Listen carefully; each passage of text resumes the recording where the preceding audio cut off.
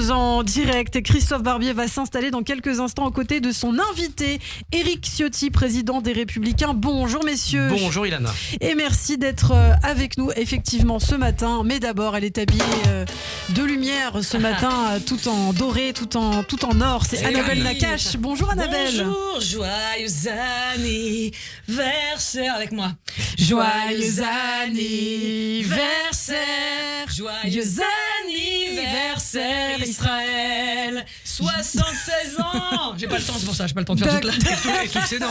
Voilà, 76 ans, je vous souhaite bien évidemment de la force, du courage, de la joie malgré tout ce qui se passe, de la sécurité et de la sécurité et de la sécurité. Ça tombe bien en parlant de sécurité. Ce matin, nous recevons notre Robocop de la Côte d'Azur, the President of the Republicans. S'il était un Avenger, ce serait Autorité Man, Mr. Éric Ciotti. Là où la délinquance frappe, bim, à choc d'autorité et de sévérité dans ta gueule. Vous avez l'air enthousiaste ce matin. Oui, Annabelle. c'est vrai. Première raison, la dernière fois que vous étiez dans ce studio, Monsieur Ciotti, ma chronique Israël, la vraie insoumise, a eu beaucoup de succès. Bon, c'était une chronique émouvante. C'est 3 jours après le 7 octobre. Elle a fait plus d'1 million de vues à travers le monde et elle a tellement tourné que les gens me l'ont même envoyé à moi en me disant « T'as vu, elle parle vachement bien ». Bah ouais, merci.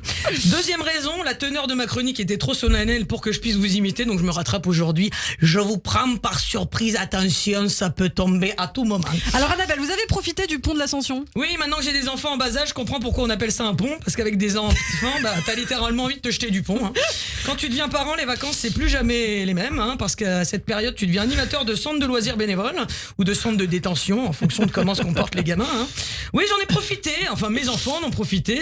En parent parfait, j'ai voulu leur proposer un panel d'activités pédagogiques afin d'éviter les écrans. En 3 jours, on a fait zoo, aquarium, glace, bowling, parc d'attractions, mini-golf, churros, shopping. Le tout en essayant de garder la main de mon fils dans la mienne, parce qu'à 3 ans, il veut déjà faire le mur.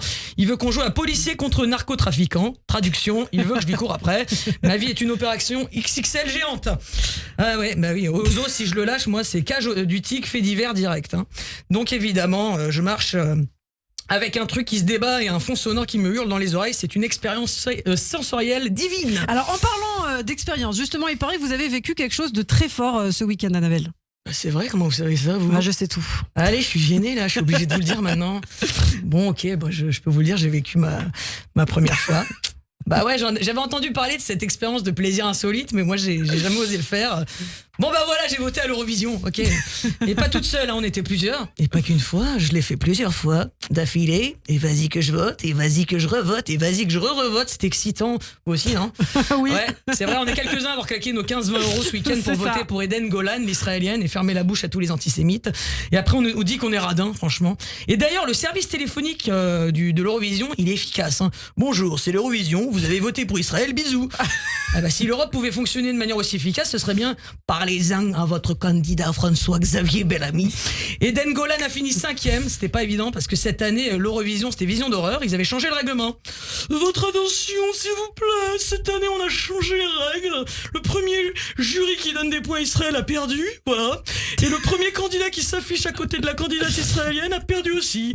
Donc maintenant, on a le droit de dire sans complexe qu'on veut pas soutenir quelqu'un juste à cause de ses origines. Ça a un nom, ça s'appelle comment déjà le truc qui se passe dans les campus, la connerie, voilà, c'est ça. Donc une jeune fille de 20 ans qui voulait juste chanter a besoin de 100 voitures de police pour la protéger des islamistes et des écolos blondinettes à kéfier qui protègent les ours polaires parce que soi-disant on n'est pas d'accord avec la politique de son gouvernement. Vous avez déjà vu des Russes, des Iraniennes, des Chinoises ou des Américaines se faire escorter parce qu'on n'était pas d'accord avec la politique de leur gouvernement? Eh ben non, c'est bien ce qui me semblait, c'est le petit côté VIP++, carré hors des juifs. Et comme Eden Golan a fini 5e, ils ont fait une soirée funérailles chez LFI, avec la candidate irlandaise. C'est un truc de malade. Bon, faut aussi féliciter la France avec Slimane qui a fini 4e et sa chanson écrite avec les frères Meir et Yaakov Sala, ça doit être 2 Suédois, je crois. Voilà un beau message d'espoir parce que nous, quand on voit ce torrent de haine qu'a reçu Eden Golan et qui, par extension, nous étouffe, eh ben, on a juste envie que ça s'arrête, ce cauchemar, et qu'on nous chante.